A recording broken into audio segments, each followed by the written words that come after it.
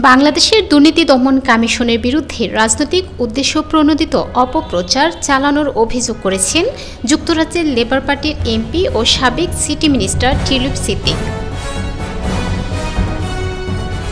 দুদকের করা একটি মামলায় তার বিরুদ্ধে গ্রেপ্তারি পরোয়ানা জারির পর এই অভিযোগ করেছেন তিনি।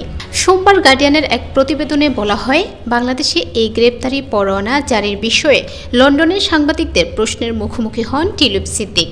জবাবে তিনি বলেন, আমি নিশ্চিত আপনারা বুঝবেন যে এই রাজনৈতিক উদ্দেশ্যপ্রণোদিত অপপ্রচারকে কোনো প্রসঙ্গ বা মন্তব্যের মাধ্যমে আমি বিশেষ গুরুত্ব দিতে পারি না। এটা পুরোপুরি আমাকে হয়রানি করার জন্য রাজনৈতিক উদ্দেশ্যপ্রণোদিত অপপ্রচার। এমন কোনো প্রমাণ নেই যে আমি ভুল কিছু করেছি। তিনি বলেন, বাংলাদেশি কর্তৃপক্ষগুলোর কেউ আমার সঙ্গে যোগাযোগ করেনি। পুরোটা সময় তারা মিডিয়া ট্রায়াল চালিয়েছে। আমার আইনজীবীরা উদ্যোগী হয়ে বাংলাদেশের কর্তৃপক্ষকে চিঠি লিখেছিলেন, তবে তারা কখনো এর জবাব দেয়নি। টিউলিপ সিদ্দিকের আইনজীবী স্টিফেনসন হারুট বলেছেন, অভিযোগগুলো পুরোপুরি মিথ্যা এবং টিউলিপ সিদ্দিকের আইনজীবীরা সেগুলো লিখিতভাবে মোকাবেলা করছেন।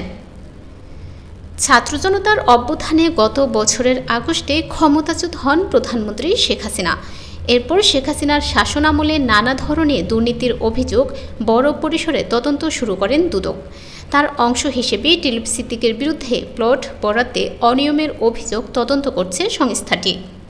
এই মামলায় গত রোববার টিউলিপ সিদ্দিক, শেখ হাসিনা সহ 53 জনের বিরুদ্ধে গ্রেপ্তারি পরোয়ানা জারি করেন ঢাকার একটি আদালত। এছাড়াও ববি হাজ্জাজ নামে এক ব্যক্তির অভিযোগের ভিত্তিতে শেখ হাসিনা ও তার পরিবারের সদস্যদের বিরুদ্ধে বাংলাদেশে অবকাঠামো প্রকল্প থেকে 390 কোটি পাউন্ড আত্মসাতের অভিযোগ খতিয়ে দেখছে দুদক। যুক্তরাজ্যের রাজধানী লন্ডনের হাব স্ট্রিট অ্যান্ড হাইগেট আসনের এমপি টিউলিপ সিদ্দিক। বাংলাদেশে তার বিরুদ্ধে তদন্ত শুরু হওয়ার পর আলোচনা সমালোচনার মধ্যে গত জানুয়ারিতে যুক্তরাজ্যের অর্থ মন্ত্রণালয়ের সিটি মিনিস্টারের পদ থেকে ইস্তফা দেন তিনি। গ্রেপ্তারি পরোয়ানা জারি হলে সন্দেহভাজন কোনো ব্যক্তিকে বিচারের আওতায় আনতে তাকে প্রত্যর্পণের জন্য এক দেশ থেকে আরেক দেশের কাছে আবেদন করতে পারে। যুক্তরাজ্যে বাংলাদেশ 2B প্রত্যর্পণ দেশ হিসেবে তালিকাভুক্ত। এর অর্থ, প্রত্যর্পণের সিদ্ধান্তের জন্য যুক্তরাজ্যের মন্ত্রী বিচারকদের সামনে অবশ্যই স্পষ্ট প্রমাণ তুলে ধরতে হবে।